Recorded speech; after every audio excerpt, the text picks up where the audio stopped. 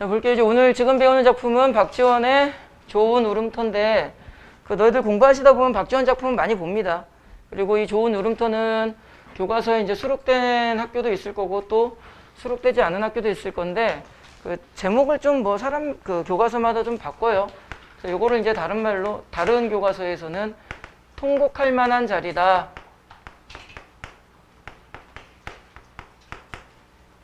이런 제목으로도 좀 나옵니다. 일단 지문 내용은 상당히 쉬워요. 이게 수필, 기행문에 가까운 수필이기 때문에 문학에서 사실 제일 부담 없이 공부할 수 있는 게 수필이야. 그래서 간단하게 공부하시면 됩니다.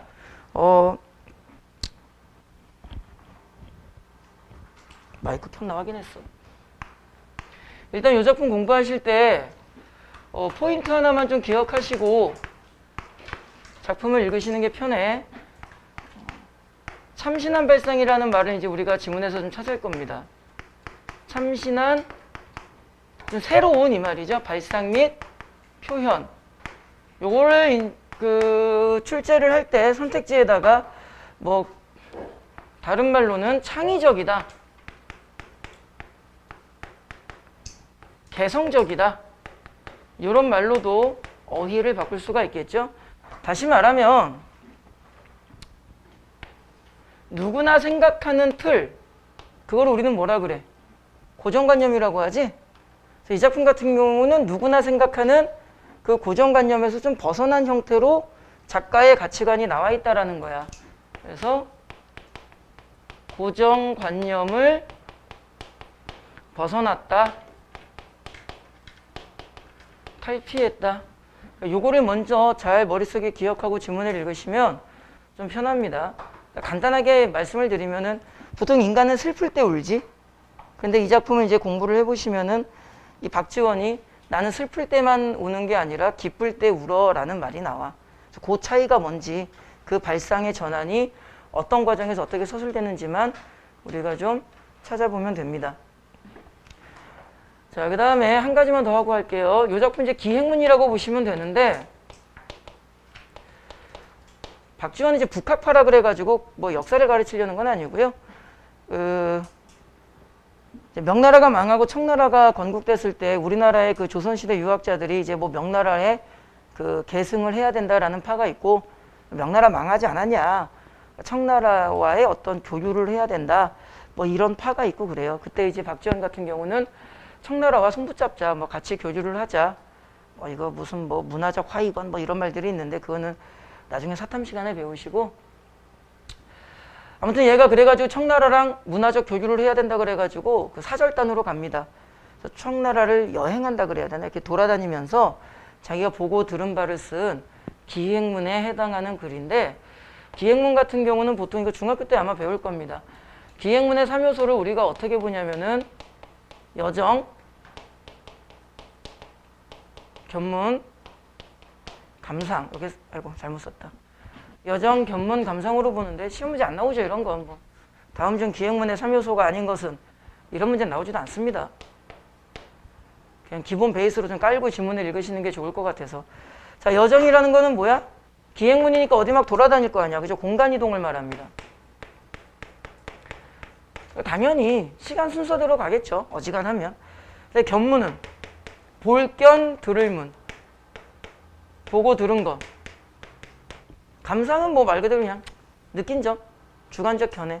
그래서 기행문의 기본적인 서술 구조는 어디에 갔는데 내가 뭘 보고 뭘 들었어, 그래서 내 기분이 어땠어, 이런 식으로 가면 됩니다. 굳이 이제 중학교 수준 정도에서 주로 나오는 게 다음 중 이렇게 밑줄 짝짝짝짝짝 기억부터 쭉 밑줄 그어놓고 다음 중 견문에 해당하는 것은 이런 식의 문제가 나오는 경우는 있어요. 근데 고등학교 과정에서는 안 나옵니다. 기본 베이스로만 간단히 알아두시면 되고요. 자, 지문 내용 봅니다. 아까 말씀드렸듯이 상당히 쉬워. 이게 나중에 영상으로 확인하면은 글자가 화면에 잘 보이는데 지금 저 뒤에 앉은 애들은 안 보일 거야. 니네 교재 그냥 보시면 돼요. 7월 8일 갑신인 맑음, 날짜죠. 그냥 일기구조, 일기처럼 좀 쓰여져 있다라는 점 확인할 수 있고요. 정서와 가마를 함께 타고, 이제 나중에 자습서나 이런 거 보시면 낱말뜻풀이 나오는데, 정사는 어떤 리더를 말해요. 얘네들이 이제 사절단으로 우르르르 갈 거 아니야. 그럼 사절단 그 뭐 단장이 있어야겠지. 그 리더, 학급의 반장 이런 애들을 보통 정사라고 합니다. 저런 건 시험 문제 안 나와. 뭐 다음 중 정사의 뜻은 이런 걸 낼 리가 없겠죠. 삼류하를 건넜다. 강 이름인가 봐. 그죠? 삼류하를 건넜대요. 냉정에서 아침을 먹었다. 삼류하를 건너서 어디로 왔대요? 냉정으로 왔대요. 자, 요런 게 뭐가 되는 거야? 공간 이동이 되는 거지. 아까 말씀드렸듯이 요따 적었죠? 여정에 해당하는 겁니다. 심리 남집 가서 1, 2가 4km인가? 까먹었네. 산모롱이, 모퉁이를 말하는 거고요. 접어들 때였다. 태복이, 자기 심부름꾼 몸종. 뭐 이런 말 하면 뭐하네. 뭐 시다발이 보통 이런 말 하잖아. 갑자기 몸을 조아리며 자기 주인이니까 이제 인사해야죠. 말 앞으로 달려오더니 땅에 엎드려 큰 소리를 아랜다. 백탑이 현신함을 아래옵니다. 요 문장이 메시지가 무슨 뜻인지는 종종 문제 출제율이 높은 문장이야. 뭐 왜 출제율이 높은지는 그건 모르죠. 그래도 좀 나오는 문장인데 그러니까 애들이 말을 타고 못 믿겠지만 말입니다. 뭐 이렇게 말 위에 가마 뭘 그리는 거야 도대체. 가마를 타고 가면은 이제 미리 자기 몸종을 미리 이렇게 앞에 보낸 거야. 그래서 앞에 뭐 나오는지 좀 확인하고 오라고. 태복이라는 애가 먼저 쭉 앞에 가니까 저 먼저 한번 쭉 가보니까 어떤 탑이 하나 보인 거야. 그래서 이게 돌아와가지고 저기 가면 백탑이라는 흰색 탑인가 봐. 탑이 보여요 라고 이야기를 해준 거야. 이제 얘네들이 가는 곳 근처에 이제 탑이 있는 거죠. 목적지 근처에. 그래서 탑이 보이면 이제 목적지에 거의 다 왔다. 뭐 이런 형태로 내용을 이해하면 돼. 자, 백탑이 현신함을 아래옵니다. 현신하다, 나타나다 이 말이야. 그런데 이 문장을 잘 보면 백탑이 정말 우리 앞에 나타난 게 아니라 우리가 가만히 있는데 백탑이 우리 앞에 나타난 게 아니라 우리가 백탑은 거기 있었고 우리가 가다 보니까 백탑이 보인 거죠. 그러니까 우리가 백탑 쪽으로 갔는데 백탑이 우리한테 나타났다고 쓴 거야. 이걸 뭐라 그래? 내가 하는 행동을 제가 하는 행동으로 이렇게 바꾼 거. 이걸 뭐라 그래? 주인과 객체가 바뀌었어. 뭐라 그래 이거를? 주객전도식 표현이라 그래.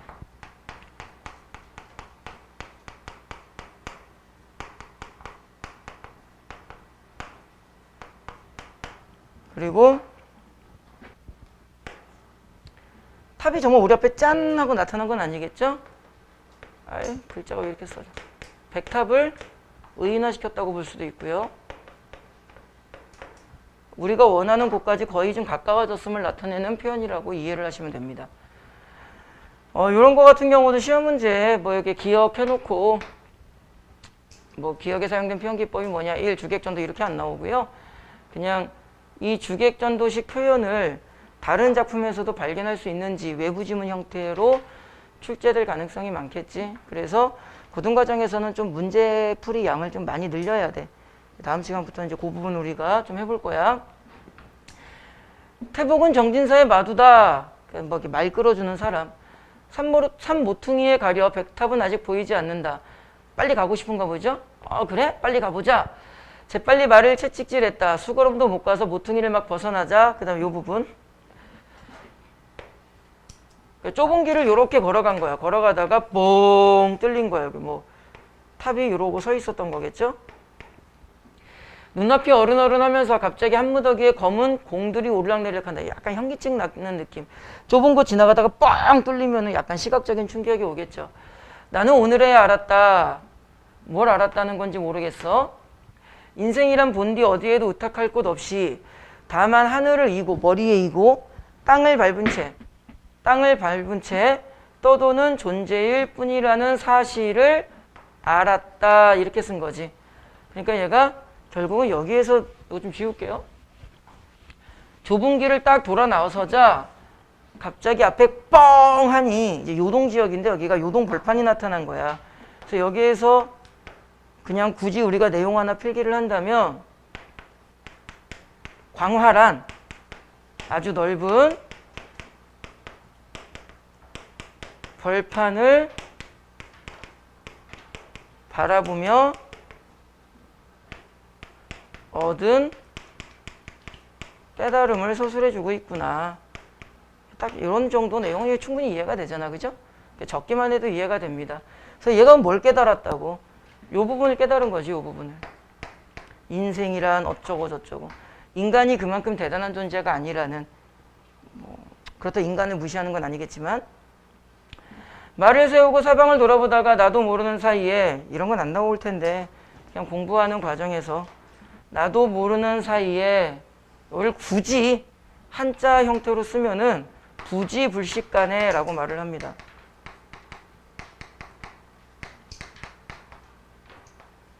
나도 미처 인지하지 못하는 사이에 손을 들어 이마에 얹고 이렇게 했다는 건지 이렇게 했다는 건지 모르겠는데 훌륭한 울음터로다. 요게 이제 이 작품의 중심 문장이 되겠죠.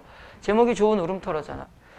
훌륭한 울음터로다. 크게 한번 통곡할 만한 곳이로구나. 이 문장이 상당히 중요한 문장이 될 거야. 왜? 이제 요 뒤에 이어지는 내용을 보면은 좀 더 이해가 잘 될 텐데 보통 사람은 기쁠 때, 슬플 때 울어. 근데 이 사람은 되게 멋있는 걸 본 거야. 근데 자기가 울고 싶대. 그래서 이거 좀 지울게요. 저 문장이 아까 미리 포인트화 시켜 적긴 했지만 작가의 참신한 발상이 느껴지는 부분이야. 그때 이제 누가 물어보냐면은요, 정진사가 묻는다. 정진사는 이제 자기 그 일행 중에 하나인데 칠판 밑에다가 적으면 안 보이니까 여기다 적을게. 정진사가 뭐라고 물어봤냐면 하늘과 땅 사이에 툭 트인 경계를 보고 아주 광활한 벌판을 본 거야. 벼랑간 통곡을 생각하시다니. 아까 그 문장이죠. 무슨 말씀이신지 난 이해를 못하겠어요. 이렇게 아름다운 걸 보고 왜 울음이 터질 것 같다고 말씀하신 거예요? 이 말이야. 다시 말하면 정진사는 고정관념을 가진 사람이라고 보면 돼. 다시 말하면 정진사는 울음이라는 것은 통곡이라고도 나오고 문제를 풀 때 통곡이라고도 나오고 울음이라고도 나오겠죠? 저는 통곡이라고 쓸게요. 이 통곡이라는 것은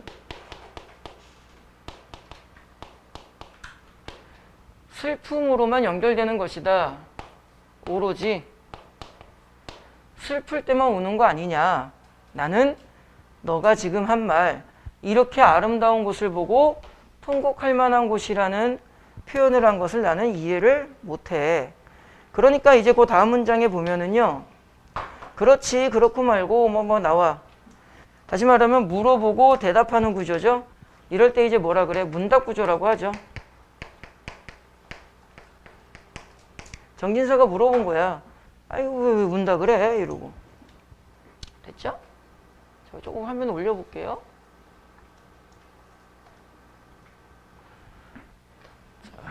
문답 구조. 그렇지 그렇고 말고. 그래 네 말이 틀렸다고만 볼 수 없어. 아니지 아니고 말고. 아니야 무조건 맞았다고만은 볼 수 없어. 별 내용도 없는 거고요. 천고의 영웅은 울기를 잘했고 천하의 미인은 눈물이 많았다네. 뭐 그렇대요. 하지만 그들은 여기서 말하는 이제 그들은 누가 되는 거야? 천고의 영웅, 천하의 미인들. 그들은 몇 줄기 소리 없는 눈물을 옷깃에 떨굴 이러고 울었다는 거. 이러고 안 울고. 그들의 울음소리가 천지에 가득 차서 새나 돌에서 나오는 듯 했다는 말. 천지에 가득 차서 새나 돌에서 나오는 듯 했다. 아주 통곡을 했다. 통곡을 했다는 말은 들어본 적이 없다네. 그럼 다시 말하면 천고의 영웅이나 이 천하의 미인은 통곡의 의미를 알고 있었던 존재들이 아니다 이 말이야. 사람들은 다만 칠정, 인간이 느끼는 7가지 감정이죠. 보통 이거를 희, 노, 애, 락, 뭐 이렇게 씁니다. 애, 오, 욕 이러고. 이거 쓸 필요 없을 것 같아. 7정 가운데 오직 슬플 때만, 이 7정 여기서 체크하면 될 것 같아. 인간이 느끼는 7개의 감정이 뭐야? 사람들은 슬플 때만 우는 줄로 안다. 요게 이제 뭐가 되는 거야? 고정관념이 되는 거죠. 정진사가 가지고 있는. 7종 모두가 울음을 자아낸다는 것. 자, 7종 모두가 울음을 자아낸다. 이게 누구의 가치관이야? 작가의 가치관이 되는 거죠.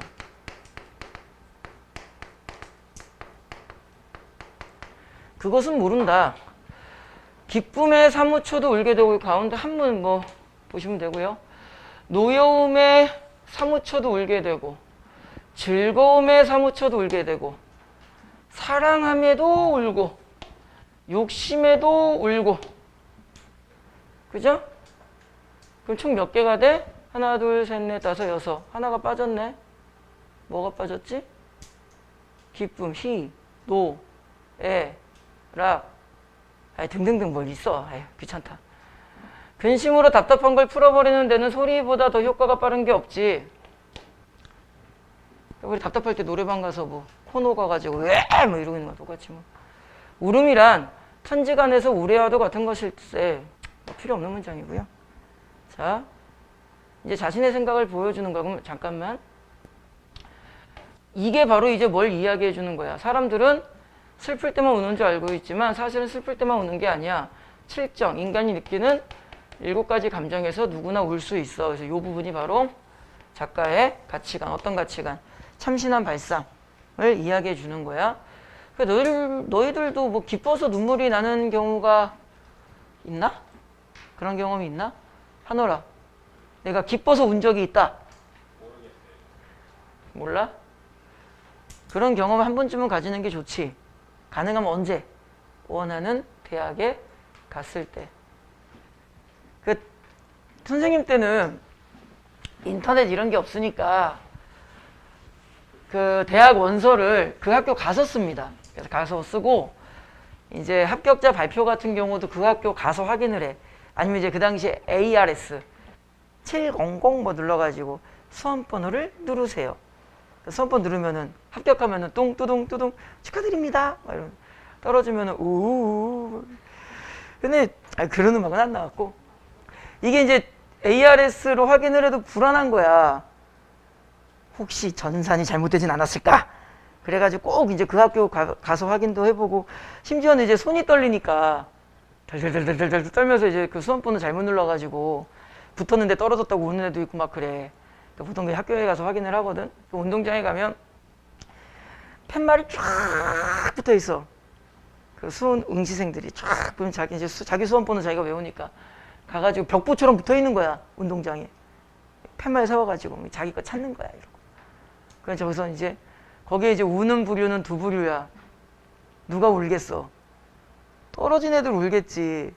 그래서 보통 쭈그리고 앉아가지고 이 자세는 떨어진 애고, 이렇게 우는 애는 붙은 애고. 내 친구 새끼가 박경일이라고, 이 새끼가 이제 서울대 합격한 애인데 꿈이 목사였던 애야. 근데 얘가 공부를 한 이유가, 나는 정말 얘를 존경해.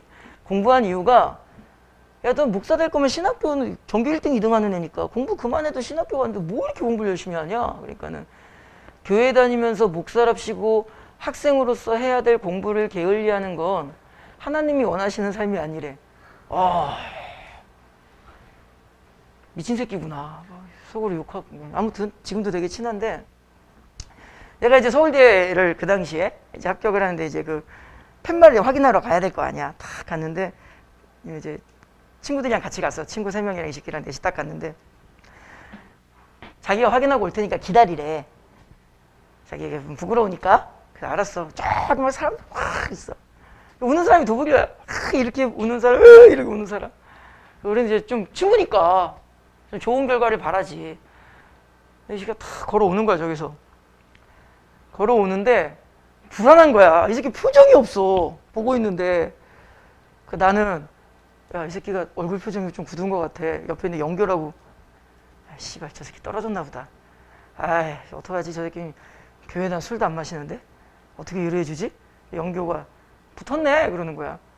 어떻게 알았더만. 손 봐. 손이 막 이러고 있어. 손이 여기서 막 이러고 있어. 아, 어디 요만큼 걸어오더만 그제서야 씩 웃어. 고생했다 이 새끼야 이러고. 오늘은 네가 합격했으니까 네가 한턱 쏴! 이래가지고 그냥 그 당시에 이제 유행했던 게 그 고기 뷔페. 지금은 그때는 되게 많았습니다. 지금 몇 개 없는. 거기서 이제 친구들 대여섯 명 모이고 여자친구가 다 있었어. 이거 집사람이 이거 들으면 안 되는데. 여자친구가 다 있었어. 여자친구들 다 모여서 한 열 몇 명이서 이제 고기를 먹는데 쫓겨났어. 나중에. 그만 먹어. 돈 안 받을 테니까 나가라고. 하도 많이 처먹어가지고. 그러니까 불판을 몇 번씩 바꿨으니까. 고마웠습니다. 그 사장님한테. 돈 안 받았어. 감사합니다. 이러고 나와가지고 그 돈 가지고 이제 노래방 가가지고 노래 부르고 아니. 자, 아무튼 이제 그거랑 비슷한 거야. 자, 봅니다. 지극한 정이 발현되어 나오는 것이 저절로 이치에 딱 맞는 게 진심의 감정이 우러나온다면 울음이나 웃음이나 무에 다르겠느냐. 뭐가 다르겠느냐. 서리법. 웃음이나 울음이나 이 감정의 표현으로서는 똑같다. 말이 어려운 것 같지만 내용은 상당히 쉬운 겁니다. 사람의 감정이 이러한 극치를 겪지 못하다 보니 교묘하게 칠정을 늘어놓고는 슬픔에다가 울음을 짝지은 것일 뿐이야. 그러니까 우리가 잘못 생각한 거야 이 말이야.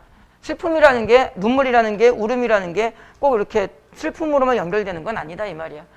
이 때문에 상을 당했을 때 처음엔 억지로 아이고 따위의 소리를 울부짖지. 그러면서 참된 칠정, 진정한 마음, 지극한 요 문장이랑 같은 말이라고 보면 돼요. 요 문장이랑 이렇게 같은 말이라고 보시면 돼요. 우러나오는 지극한 소리는 억눌러 버리니 그것이 저 천지 사이에서 서리고 엉키어 꽉 뭉쳐있게 되는 것일세. 사람들이 진정한 감정 표현을 못한다. 진정한 감정 표현을 한다면 여러 감정에서도 우리는 울 수가 있다 이 말인데 그렇게 어렵게 생각하실 필요 없습니다. 일찍이 가생은 울 곳을 얻지 못하고 그냥 사람 이름입니다. 결국 참다 못해 벼랑간 선실을 향하여 한마디 길게 울부짖었다네. 이것 관련해 옛날 이야기가 있는데 몰라도 돼요. 그러니 이를 듣는 사람들이 어찌 놀라고 괴이하게 여기지 않았겠는가. 정진사가 다시 물었다. 이제 이 울음터가 저토록 넓으니 저도 당연히 선생과 함께 통곡을 하고 싶습니다. 이 말은 결국은 앞에 나와 있는 박지원의 가치관에 정진사가 뭐 한 거야? 아, 그렇군요. 당신 말이 맞습니다. 그렇다면 저도 한번 울어볼랍니다. 그런데 아까 선생님이 인간이라는 것은 7가지 감정을 가지고 울 수 있다고 했는데 지금 이 상황에서는 제가 희노애락 어떤 감정을 가지고 우는 것이 타당하겠습니까? 라고 물어보는 거야. 통곡하는 까닭을 7정 중에서 고른다면 어디에 해당할까요? 다시 말하면은 정진사 역시 이제는 박지원의 가치관에 뭐 한 거야? 공감한 거죠. 그죠? 작가, 요따 적는 게 낫겠다. 요따가 작가의 가치관에 공감하게 되었다. 그러니까는 정진사라는 이 인물은 내용이 전개되는 과정에서 자신의 생각을 바꾼 인물이 되겠지. 됐죠? 아까 말했듯이 그러면 내가 7가지의 감정 중에서 어떤 감정으로 여기서 우는 게 어울릴까요? 그건 여기 좀 편집이 깨졌네요. 갓난아이에게 물어봐야 할 것이네. 여기에다가 너희들 교재는 이게 뭐 그냥 좀 적당히 묶여서 나와 있을 겁니다. 여기에다가 쓰세요. 참신한 비유.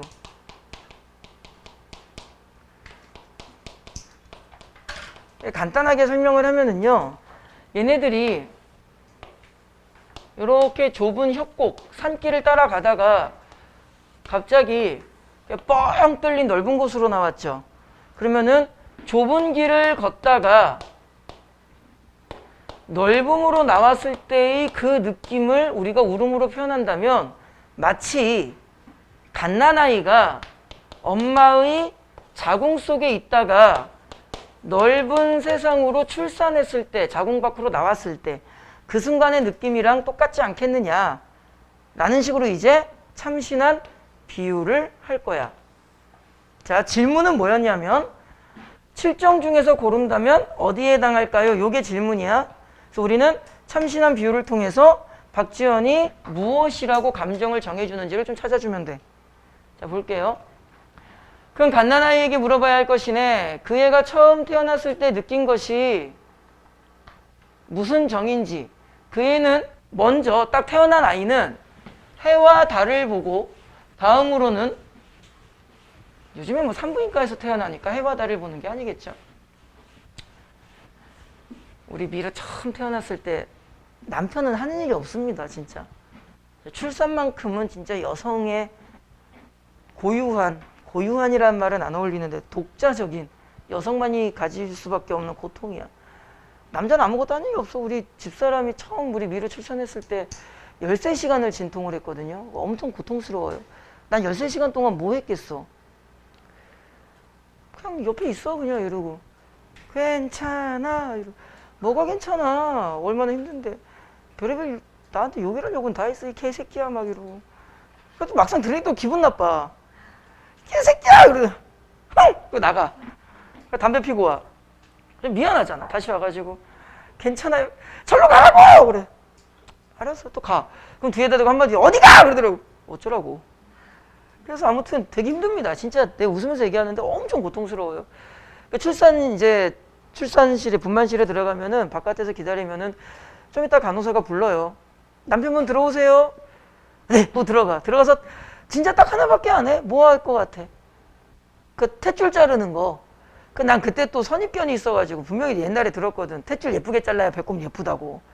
아무런 과학적 근거가 없습니다. 근데 예쁘게 자르려고 이렇게 천천히 자르니까 간호사가 빨리 잘라요. 그래서 네, 탁 자르고. 하는 게 없습니다. 진짜로. 되게 고통스러운 거야, 출산이라는 건. 근데 애가 딱 자궁밖에 나오면 이제 해와 달을 보진 않겠지만 약간 문학적인 표현으로 이해를 해보세요. 뭐 야외 출산한 건 아닐 거 아니야. 해와 달을 보고 다음으로는 눈앞에 가득한 부모와 친척들을 보니 못 봅니다. 눈 감고 있습니다. 문학적으로. 그 얼마나 기쁘겠는가. 자, 질문이 뭐였냐면 우리가 좁은 길을 걷다가 넓은 데 나왔을 때의 감정이 어떤 감정이냐고 물어본 거야. 근데 이게 누구의 감정이라고 볼 수 있는 거야? 갓난아이의 감정이라고 볼 수 있는 거야. 근데 지문을 보니까 갓난아이가 어떤 감정을 가질 거래? 되게 기쁠 거래. 답이 나온 거죠. 우리도 기쁨의 감정으로 울면 될 거다 이 말이야. 이 같은 기쁨이 늙을 때까지 변함이 없다면 본래 슬퍼하고 노여워할 이치가 전혀 없이 즐겁게 웃기만 해야 마땅할 것이 아니겠나. 그런데 도리어 분노하고 한스러워하는 감정이 가슴속에 가득하여 끝없이 울부짖기만 한단 말이야. 그래서 사람들은 이렇게 말하곤 하지.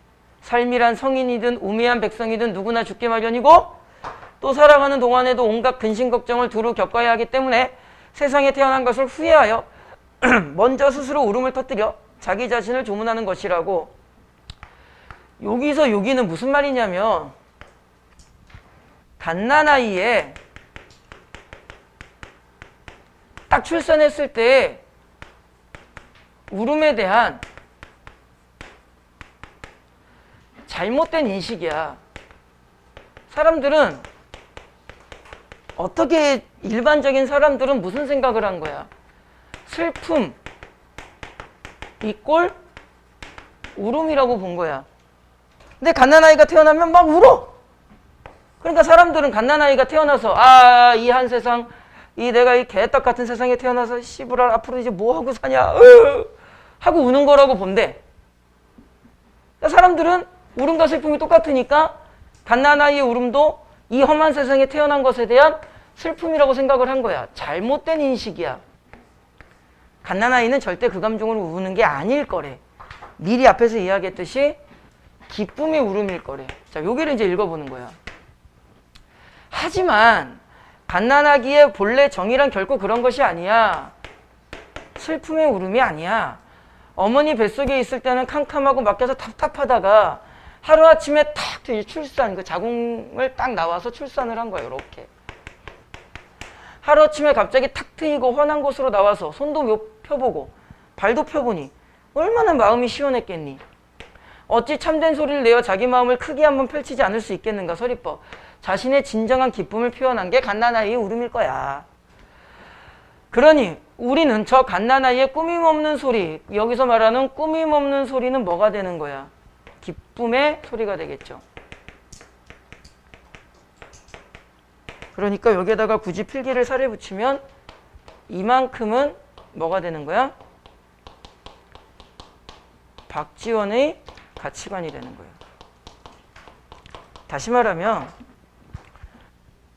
너 좀 이렇게 살짝 지우고 잘못된 인식은 그 갓난아이의 울음이 무엇일 것이다. 세상에 태어난 것에 대한 슬픔일 것이다 라고 생각하지만 박지원이 봤을 때 그건 아니래. 좁은 곳에서 넓은 곳으로 마치 지금의 우리처럼 좁은 곳에서 넓은 곳으로 나온 그 기쁨의 그 울음은 기쁨의 울음일 것이다. 그러니까 우리도 지금 갓난아이처럼 똑같이 좁은 산길을 지나서 넓은 광야에 나왔으니까 출산에 놓여있는 갓난아기와 우리가 똑같지 않겠느냐. 그래서 우리도 기쁨의 울음으로 울면 된다. 아까 정진사가 물어봤잖아. 무슨 감정으로 울어야 되는지. 기쁨의 감정으로 울면 된다. 비로봉 꼭대기에 올라 금강산 산꼭대기인데 동해를 바라보면 한바탕 울어볼 만하고 장현 고을 이름이래요. 금모래밭을 거닐면서 울어볼 만하다. 이제 요동벌판을 앞두고 있네. 얘들이 좁은 산길을 탁 나와서 이쪽이 이제 요동벌판이야. 여기서부터 산해강까지 1200리는 사방에 한 점 산도 없이 하늘 끝과 땅 끝이 맞닿아서 악엽풀로 붙인 이게 접착제, 본드 같은 거죠. 실로 꿰맨 듯하고 예나 지금이나 비와 구름만이 가득할 뿐이야. 그냥 아무것도 없는 뻥 트인 광야라는 거야. 광야. 뻥 트인 출산했을 때의 그 아이의 심정과 요동벌판을 바라보는 우리의 심정이 똑같을 것이다. 그러니까 우리도 기쁨의 울음을 한번 울어보자. 예나 지금이나 비와 구름만이 아득할 뿐이야. 이 또한 한바탕 물어볼 만한 곳이 아니겠는가 라고 마무리 짓습니다. 내용은 상당히 쉽죠. 특별히 어려운 건 없고요. 작가의 가치관만 잘 파악하시면 되고 참신함이라는 단어, 뭐 독창적이다, 개성적이다 이런 용어들로 바뀝니다. 전체적으로 다시 한번 읽어보시면 그렇게 어려운 내용은 아니라는 것을 쉽게 알 겁니다. 까지 해서 내용 정리 마칩니다. 끝.